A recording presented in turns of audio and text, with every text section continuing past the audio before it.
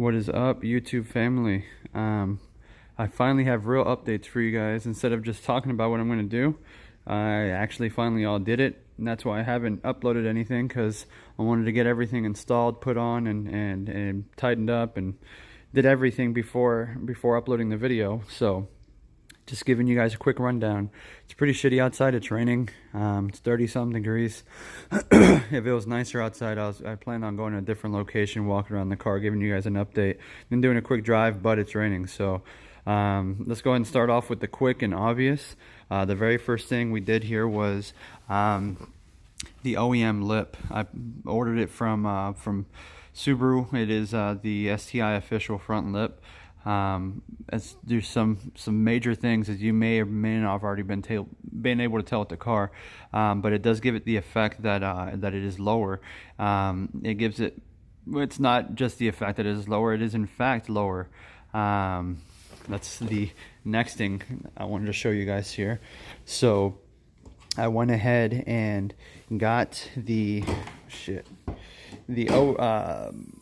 Ohlins Road and Track suspension. It was use a top pad of it and stuff like that, but I'll show you here the rest here in just a second.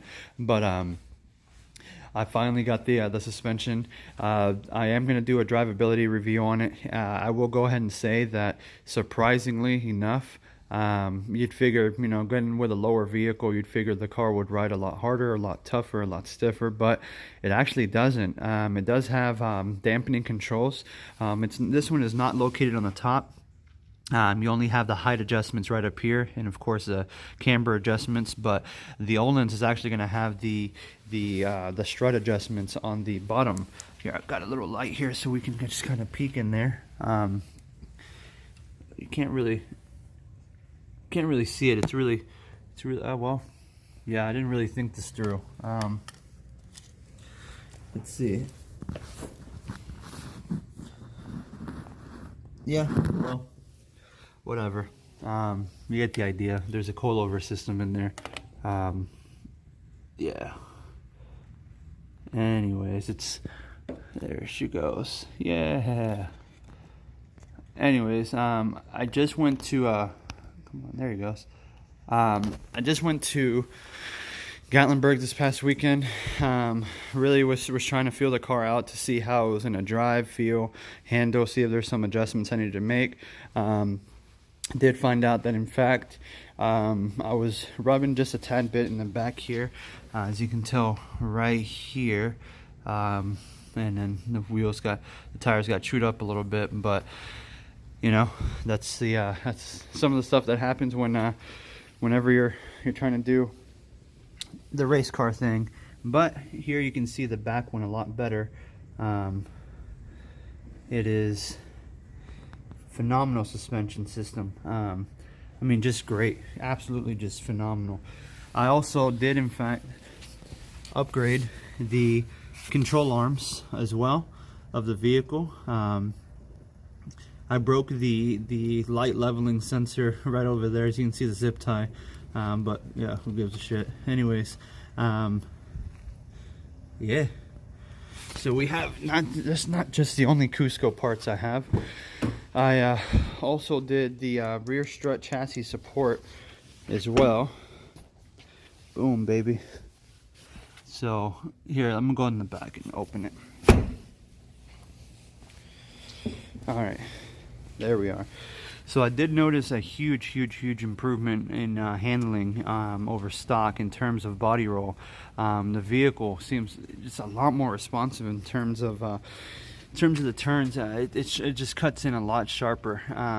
Not much body roll, if any whatsoever. The adjustments on the rear strut is going to be on the top. It does have 36 way adjustable shocks, so from soft all the way to super fucking stiff. And also another thing, just to kind of keep the OEM look back here, these guys wouldn't have been able to fit if I wouldn't have been able to cut that off, and that bolts up to the chassis itself of the vehicle. And yeah, but all right. That's really it, to be honest with you. I mean, it's very fucking expensive parts. The suspension was right around $2,500. The rear strut support was right around $350, and the control arms were right around $500 plus. So it was a little costly to do, but you know, you pay for the right items, and the vehicle deliver. But if when the weather brightens up a little bit and I get a little bit more time off of work, I will do a full-blown drivability review with the camera and the vehicle, talking about it, how I feel about it versus stock. But just to kind of give you a quick little skim through of it, the vehicle definitely handles way better than stock. And well, fuck, it sure the hell better for $2,500, you know. Really cool boxing they send to you. You know, it has got a little quote on it. Oh, actually, here you go. It's right side up, so you can read it. Pause it here, and here's the other side. Just really neat stuff. If y'all ever need some Amsoil, hit me up. Yeah, you already know. But all right, guys, I'm getting off topic now.